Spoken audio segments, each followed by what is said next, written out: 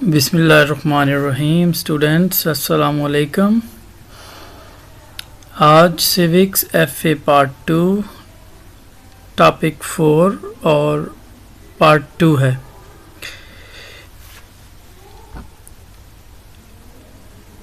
یہ تحریک علی گڑھ کی جو تعلیمی خدمات ہیں یہ اس کے بارے میں ہیں. اس میں جو سب سے پہلے establishment of education institutions, scientific society کا قیام، ماڈرن سلیبس، علی گڑھ انسٹیٹیوٹ گزٹ، MAO کالج علی گڑھ اور محمدن ایجوکیشنل کانفرنس. یہاں بھی آپ دیکھ سکتے ہیں وہ سلائیڈ ایک انگلش میں پریپیئر کی تھی. تو تعلیمی خدمات میں تعلیمی اداروں کا اجرا، سائنٹیفک سوسائٹی کا قیام، اس میں تعلیمی اداروں میں جدید ترین نصاب، اور نمبر 4 علی گڑھ انسٹیٹیوٹ گزٹ کا جاری کیا جانا، MAO کالج کا قیام اور محمدن ایجوکیشنل کانفرنس. وسیع مقاصد تھا اس کانفرنس کا قیام. اس میں معاشرتی، اس میں معاشی، تعلیمی کے ساتھ ساتھ کچھ سیاسی مسائل پہ ڈسکس ہوتے تھے. تو بہرحال ہم اس کو 1 by 1 ڈسکس کرتے ہیں. تعلیمی خدمات ہیں تو تعلیمی خدمات میں جو یہ انٹروڈکشن ہے تعلیمی خدمات کا، سر سید نے مسلمانوں کو تعلیم حاصل کرنے پر زیادہ زور دیا، اور نہ صرف تعلیم بلکہ سائنسی تعلیم، مغربی تعلیم، اسلام کی تعلیم، سب کچھ جو بھی میسر تھا اس سے بڑھ کر حاصل کرنے کی کوشش کرنے کو کہا، تاکہ مسلمان دوسری قوموں کے برابر کھڑے ہو سکیں، ملازمتیں لے سکیں اور اپنی حالت کو، اپنی سماجی حالت کو اور اپنی معاشی حالت کو بہتر کر سکیں. اور اسی لیے انہوں نے یہ تمام جو عملی اقدام اٹھائے، ان میں تعلیمی اداروں کو کھولا، تعلیمی اداروں کا قیام کیا، قیام عمل میں لایا، اور جتنی بھی مدد ہو سکتی تھی حکومت کی طرف سے وہ بھی حاصل کرنے کی کوشش کی.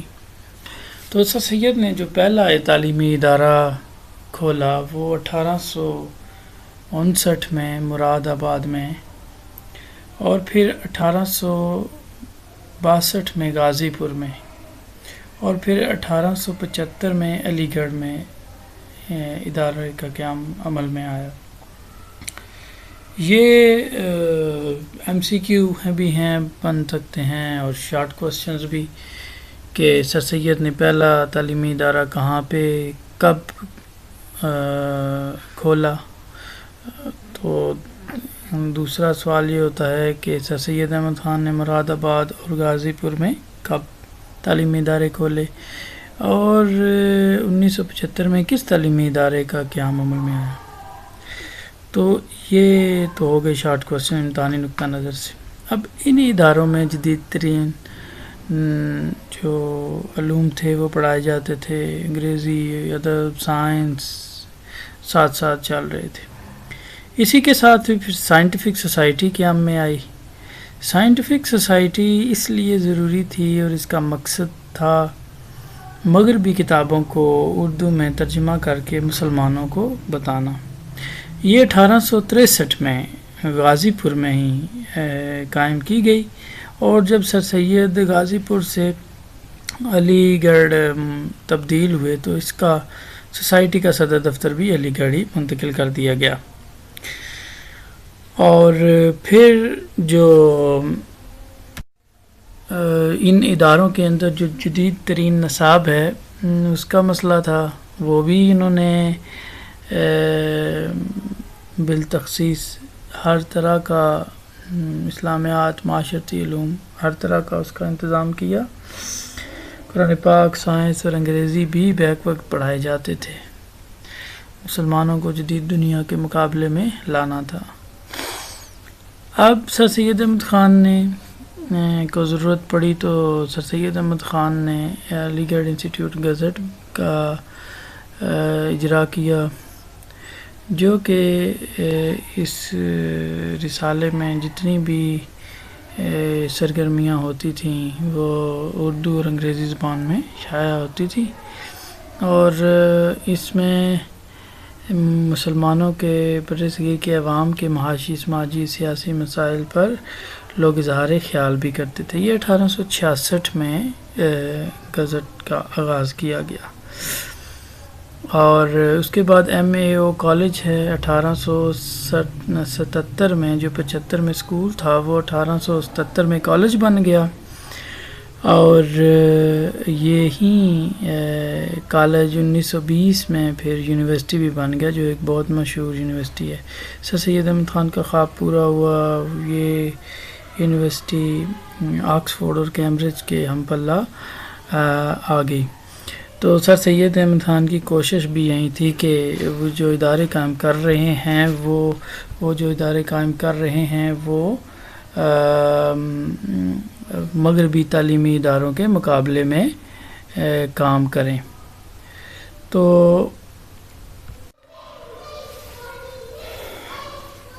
سر سید احمد خان نے جب ان اداروں کو مسلمانوں کے لیے قائم کیا تو بالکل ایسا نہیں لگتا تھا کہ یہ ادارے بر صغیر میں ہیں، بلکہ ایسے لگ رہا تھا کہ یہ جیسے برطانیہ انگلینڈ میں واقع ہوں. سر سید احمد خان ایک دور اندیش، وسیع النظر مدبر تھے، ٹیچر تھے، سیاستدان تھے. انہوں نے مسلمانوں کے لیے ایک بہتر مقام اپنے ذہن میں سوچ رکھا تھا، جس کے لیے وہ عملی طور پر کام کر رہے تھے. اب سر سید احمد خان کو ضرورت محسوس ہوئی کہ ایک اس سے بھی بہتر کوئی پلیٹ فارم ہونا چاہیے. انڈین نیشنل کانگریس 1885 میں بن چکی تھی، تو جس سے دور رہنے کا آپ نے مشورہ دیا تھا تمام بر صغیر کے لوگوں کو، خصوصاً مسلمانوں کو جو مشورہ دیا تھا. تو 1886 میں انہوں نے ایک کانفرنس کا قیام عمل میں لایا، اور اس کا مقصد مسلمانوں کی تعلیمی ضروریات کو پورا کرنا، اور جو اخراجات ہیں وہ جو جتنے بھی صاحب ثروت لوگ تھے ان کی مدد سے ان کے پورے کرنا تھا. اور سر سید احمد خان اس ادارے کو صرف اور صرف تعلیمی ہی نہیں بلکہ سیاسی، اقتصادی اور سماجی حوالے سے بھی استعمال کر رہے تھے. اور اسی ادارے کے پلیٹ فارم سے، اسی فورم سے 1906 میں ڈھاکہ، جو 1906 میں اس کا اجلاس ڈھاکہ میں تھا، آل انڈیا مسلم لیگ کا قیام عمل میں آیا. تو سر سید احمد خان کی وفات کے تقریباً 8 سال بعد اسی ایجوکیشنل کانفرنس، محمدن ایجوکیشنل کانفرنس کے پلیٹ فارم سے مسلم لیگ کا قیام عمل میں آیا. میں امید کرتا ہوں کہ آپ اسے بغور سنیں گے، سمجھیں گے. اگر کوئی سوال ہے تو وہ آپ واٹس ایپ گروپ میں ضرور مجھ سے پوچھ سکتے ہیں. بہت شکریہ. اللہ حافظ. عزیز طلبہ خوش رہیں.